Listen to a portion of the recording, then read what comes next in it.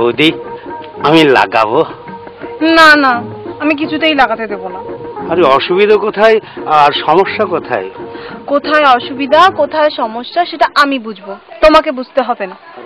বৌদি বিথায় রাগ করছো, ব্যাপার তো সামান্য, বুঝতেই পারবে না। সামান্যই হোক আর অসামান্যই হোক, হবে না মানে হবে না। আরে দরকার হয় টাকা পয়সা দেব।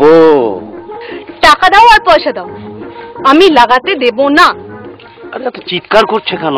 আরে লাগবে তো সামান্য, বুঝতেই পারবেন না। বুঝতে পারি আর না পারি, লাগাতে দেব না মানে দেব না। বৌদি কত আশা করে এসেছিলাম, নিরাশ করে দিলে। তোমরা তো আলছাল, কত বড় বড় নেতা মাফিয়া, এমনকি আমার বড় এসেছিল, তাকেও লাগাতে দিইনি। হ্যাঁ, দাদাকে লাগাতে দাওনি? কেন দাওনি বৌদি? দাদার গন্ডগোলটা কি?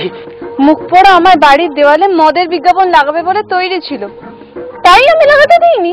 আরে আমরা মদের বিজ্ঞাপন দেব না, আমরা লালিপপ কোম্পানির হাতুড়ি মার্কা জাঙ্গিয়ার বিজ্ঞাপন দেব।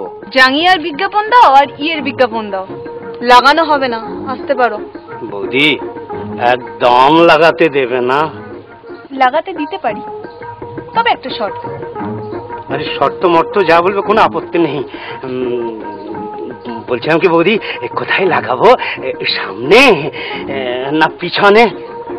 সামনে হবে না, বাড়ির পিছনের দেওয়ালে লাগাতে পারো, লিখে দিও বিজ্ঞাপন লাগানো নিষেধ, নো স্টিক বেল, দরজায় দেব খিল।